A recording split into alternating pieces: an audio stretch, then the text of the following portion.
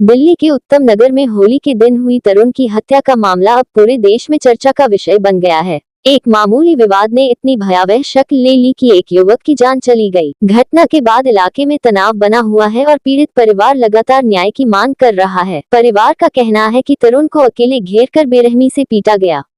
उसके सिर पर ईंट, रॉड और हॉकी से हमला किया गया। यही हमला उसकी मौत की वजह बना।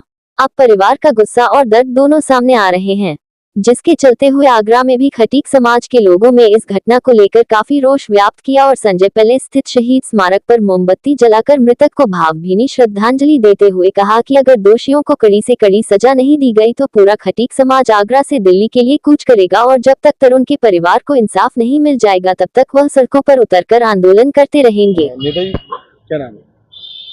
मेरा नाम शिव कुमार रजोरा है। किस समय का इसमें कैंडल मार्च वाला क्या हुआ? आज दिल्ली में जो कांड हुआ है, तरुण के हत्यारों ने जो कांड किया है उस पर आज हमने कैंडल मार्च निकाला है बाबा दुर्बलनाथ सेवा समिति के द्वारा। हमारे पूरे समाज, खटीक समाज में बहुत रोष है। लोग कह रहे हैं कि पैदल मार्च कैंडल मार्च तक ही नहीं रहना चाहिए, पैदल मार्च दिल्ली तक कूच कर दीजिए। अगर इसमें न्याय नहीं मिलता है, खटीक समाज को न्याय नहीं मिलता है तो दिल्ली तक कूच करेंगे। हम शासन और प्रशासन से कहना चाहते हैं कि हम जानते हैं जो हथियार इस्तेमाल किए गए हैं वो हथियार हमने उठा के रख दिए हैं। हम भूले नहीं हैं हथियार चलाना, हमने हथियार उठा के रखे हैं। हथियार निकाल के जब हम बाहर रोड पर आएंगे तो त्राई मच जाएगी चारों साइड। इसलिए हम कहते हैं, हम तो ये कहते हैं प्रशासन का सहारा हम ले रहे हैं, प्रशासन के साथ चल रहे हैं।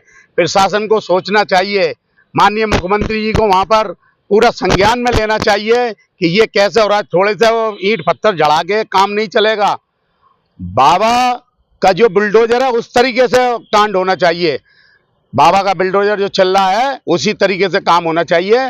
और आप देख ही रहे हो ये हजारों की भीड़ जहाँ इस रोड पर आज निकाली गई है कैंडल मार्च शहीद स्मारक पर आकर हमने उनको श्रद्धांजलि अर्पित की है।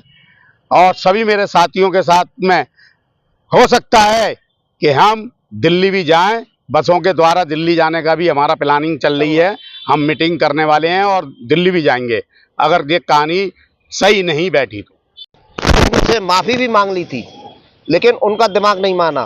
क्यों कि ये जिहादी समझ वाले जो लोग हैं ये चाहते हैं कि हम हिंदू समुदाय को डरा धमका कर रखें।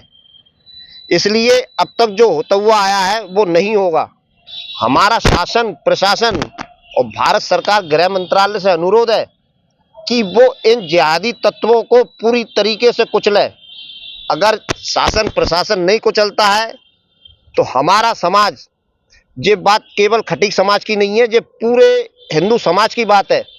इन जिहादी तत्वों से हमें निपटना फिर आता है। लेकिन हमारा प्रयास ये है कि हम कानून में विश्वास करने वाले लोग हैं और हम कानून से ही ये आह्वान कर रहे हैं और अपने माननीय सुप्रीम कोर्ट से भी ये चाहते हैं कि वो जनहित में ऐसी घटनाओं का संज्ञान लेता है, उसको इस घटना का भी संज्ञान लेकर गृह मंत्रालय को निर्देश देना चाहिए कि ऐसी घटनाओं की पुनरावृत्ति नहीं होनी चाहिए। दिल्ली पुलिस के अनुसार यह घटना उत्तम नगर की जे कॉलोनी में होली के दिन हुई। शुरुआती जानकारी के मुताबिक एक बच्ची अपनी छत से पानी का गुब्बारा फेंक रही थी। इसी दौरान गुब्बारा नीचे से गुजर रही एक महिला पर गिर गया और उस पर रंग के छींटे पड़ गए।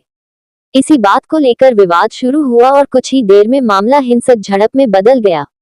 पुलिस जांच में सामने आया कि विवाद के बाद कुछ लोगों ने तरुण को घेर लिया और उस पर ईंट, रॉड और हॉकी से हमला कर दिया। गंभीर चोट लगने के कारण उसकी मौत हो गई। पुलिस ने इस मामले में एक नाबालिग समेत 7 लोगों को गिरफ्तार कर लिया है। इसके अलावा 3 महिलाओं को भी हिरासत में लिया गया है, जिनसे पूछताछ जारी है।